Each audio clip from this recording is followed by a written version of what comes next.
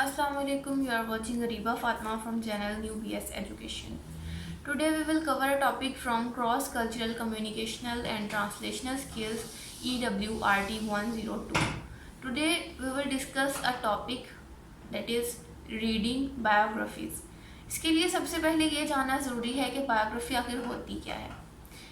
To write something about the life of someone, यानी किसी की ज़िंदगी के बारे में जब आप कुछ लिखते हैं तो वो उसकी बायोग्राफी होती है. मतलब उसकी ज़िंदगी के जो अहम इवेंट्स हैं जो कि आपको पता है या किसी और को पता थे, आपने उनसे लिए हैं या आपने किसी और मतलब जगह से या किसी सर्च इंजन से या किसी लाइब्रेरी से किसी बुक से कंसल्ट करके किसी की ज़िंदगी के बारे में कुछ लिखा है या उस पर कलम आजमाई की है, तो वो बायोग्राफी होती है. फिर इसी तरह से एक टर्मिनोलॉजी है ऑटोबायोग्राफी. ऑटोबायोग्राफी होती है जब कोई इंसान खुद अपनी ज़िंदगी के बारे में लिखता है.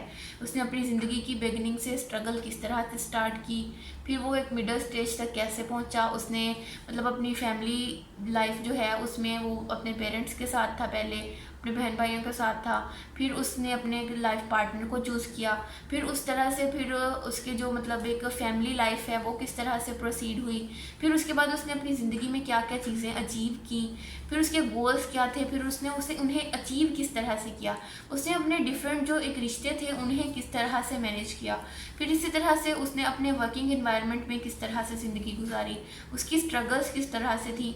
जब वो इन सब के बारे में खुद लिखेगा अपने लाइफ इवेंट्स के बारे में, तो ये उसकी ऑटोबायोग्राफी होगी. और सिमिलरली इसी तरह से मेमोयर्स आते हैं, वो भी मतलब इम्पोर्टेंट लाइफ इवेंट्स के बारे में होते हैं. इन चीज़ों के बारे में जो राइटिंग्स होती हैं, these are called biographies. And if the person writing the biography is the person himself on which he is writing, तो वो आ जाती है ऑटोबायोग्राफी की कैटेगरी में. इनको रीड करना आपके लिए बहुत इंपॉर्टेंट साबित हो सकता है अगर आप उनसे मुस्बत पहलू अखज़ करते हैं. जैसे जो लाइफ की स्टेजेस हैं वो 3 हैं बेसिकली अगर हम देखें तो. एक है बिगिनिंग स्टेज, फिर आती है हमारे पास मिडिल स्टेज, फिर आती है एंड स्टेज. बिगिनिंग में क्या होता है, एक इंसान स्ट्रगल कर रहा होता है टू अचीव हिज और हर गोल्स, कि वो उन तक किस तरह से पहुंच रहा है, जिसमें आपकी मतलब आपका पढ़ना आ जाता है, आपका कोई स्किल सीखना आ जाता है, फिर आपका एक माइंडसेट आ जाता है, फिर आपकी जो struggles against the social levels और the levels inside a person, वो सारा कुछ उनके अगेंस्ट जो स्ट्रगल्स हैं वो भी आपकी बिगिनिंग स्टेज में आती हैं. फिर आती है मिडिल स्टेज. इसमें कुछ हद तक गोल्स अचीव कर लिए जाते हैं, कुछ गोल्स को अचीव करना अभी बाकी होता है. फिर आती है एंड स्टेज, जिसमें इंसान का जो ज़िंदगी का सबसे बड़ा मकसद होता है वो उसे पा लेता है.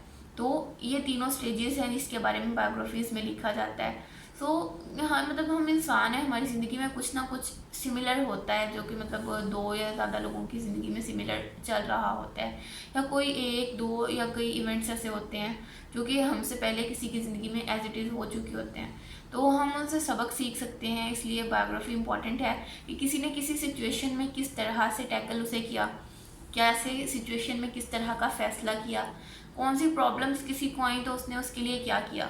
जैसे हम लोग कोई मतलब बच्चे कार्टून्स देखते हैं तो कार्टून्स में मतलब वो एक उनका माइंडसेट बन जाता है. जैसे स्पाइडरमैन है या कोई सुपर हीरोज़ वाले और कार्टून्स हैं, तो उनको एक माइंडसेट उनका बन जाता है कि जब मतलब कोई मुश्किल आएगी तो हमें ये करना है, हमें फ़ाइट करना है उसके अगेंस्ट, या हमें उसे कम्पीट करना है, या अगर हम उसका ज़्यादा मुकाबला नहीं कर पा रहे हैं तो हमें किसी बड़े को मतलब उसमें इन्वॉल्व करना है, या उसके लिए हमें ये स्ट्रेटजी अपनानी है. उसके लिए उन्हें एक गाइडेंस मिल रही होती है from the cartoons, from the movies, from this fictions.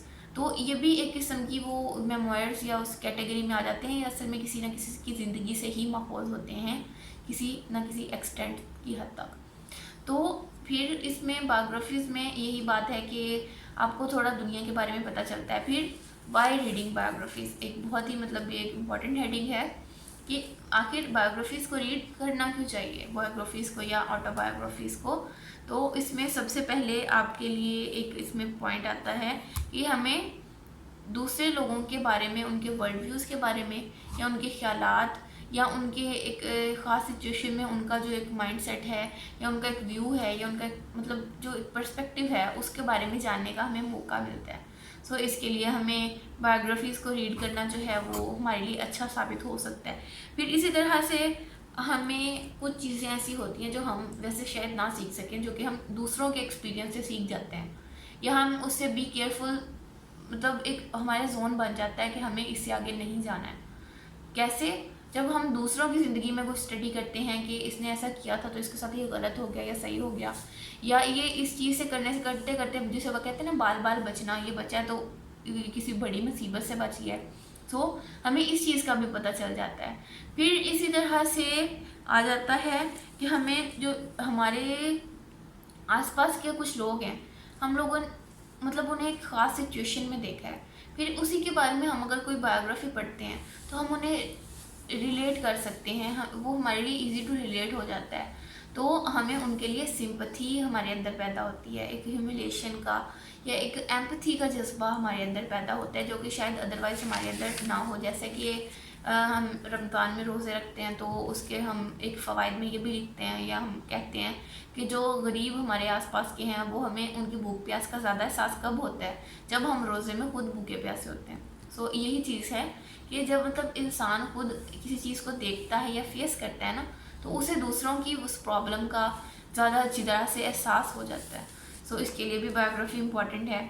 फिर उसके बाद हमें फ्यूचर में बिवेयर करती है एक बायोग्राफी जो है ना, कि अगर कभी फ्यूचर में जैसे हम कुछ पढ़ने के बाद ये सोचते हैं अक्सर कि अगर कभी ऐसा हो गया तो मैं ऐसा कर दूंगी या मैं ऐसा कर दूंगा, या अगर मतलब कोई सिचुएशन ऐसी आ गई तो मेरा वहाँ से निकल जाना या इस तरह से निकल जाना या इस स्मूथनेस के साथ उसे टैकल करना जो है वो मेरे लिए ज़्यादा फ़ायदेमंद साबित होगा। सो इस सब के लिए भी जो बायोग्राफी है वो एक इम्पॉर्टेंट रोल प्ले करती है।